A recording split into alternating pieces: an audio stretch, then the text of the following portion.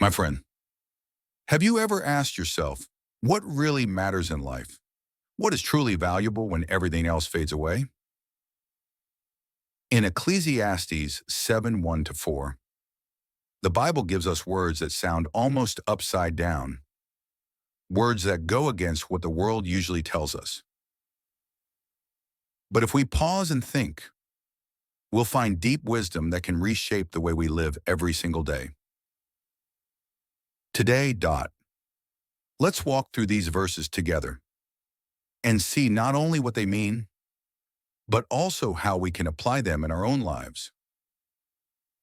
Part 1, verse 1 explained Ecclesiastes 7:1 says, "A good name is better than fine perfume, in the day of death better than the day of birth."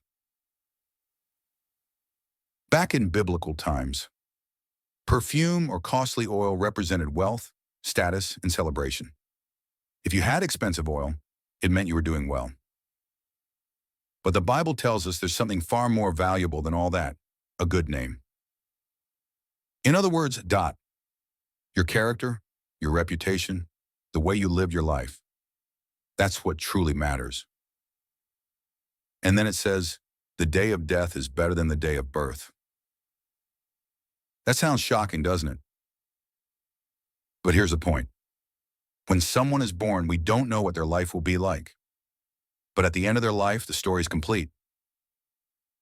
Their name, their legacy, the impact they leave behind, that's when you see the true worth of their journey.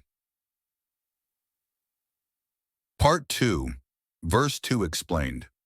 Verse 2 continues, "It is better to go to a house of mourning than to go to a house of feasting, for death is the destiny of everyone. The living should take this to heart." Now, who would prefer a funeral over a party? It doesn't sound attractive, but funerals wake us up. They remind us of reality, that life is fragile, and one day, we too will face the same ending. Think about it, period. How many people leave a wedding reception saying, "Wow, I need to change my life"? Probably not many. But after a funeral, you often hear people whispering, "Life is short. I need to love my family more. I need to live differently." A house of mourning gives us wisdom that a house of feasting never can. Part 3, verses 3-4 explained.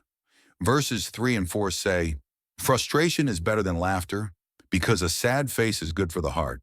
The heart of the wise is in the house of mourning, but the heart of fools is in the house of pleasure." Now, period. The Bible isn't saying you can never laugh or enjoy life. It's telling us something deeper. Sorrow and difficulty can shape us in ways that comfort and pleasure never will. Think about the seasons of life when you grew the most as a person. Chances are, it wasn't during easy times, but during struggles, heartbreak, or loss. That's when we reflect. That's when we learn compassion. That's when we begin to see what really matters. On the other hand, a fool spends his whole life chasing the next party, the next thrill, trying to drown out reality with entertainment. But wisdom is found in those moments when we face the truth, even if it hurts. Part 4, practical application. What does all this mean for us today? 1. Live for a good name, not just a good income. Money, possessions, success, they all fade. But character lasts. People may forget what you owned, but they will remember how you treated them. 2. Don't avoid thinking about death.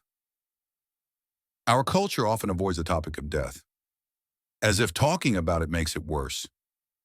But the Bible encourages us to remember it, not to make us afraid, but to make us wise. When you realize life is short, you stop wasting time on things that don't matter. 3. Embrace the lessons of sorrow. We live in a world that constantly tells us, be happy, don't be sad, cover up the pain.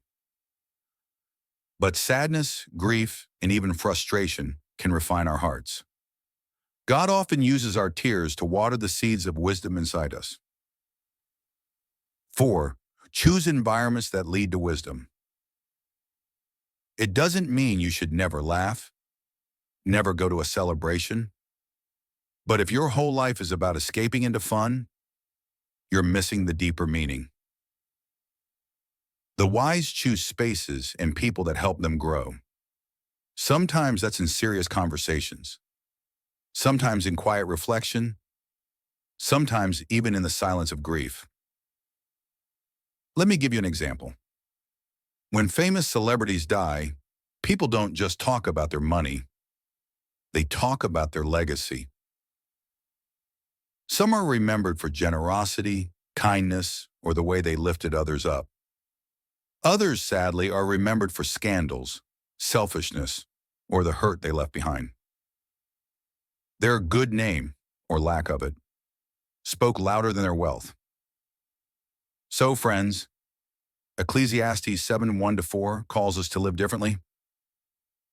Don't chase shallow pleasures that vanish. Instead, live with wisdom.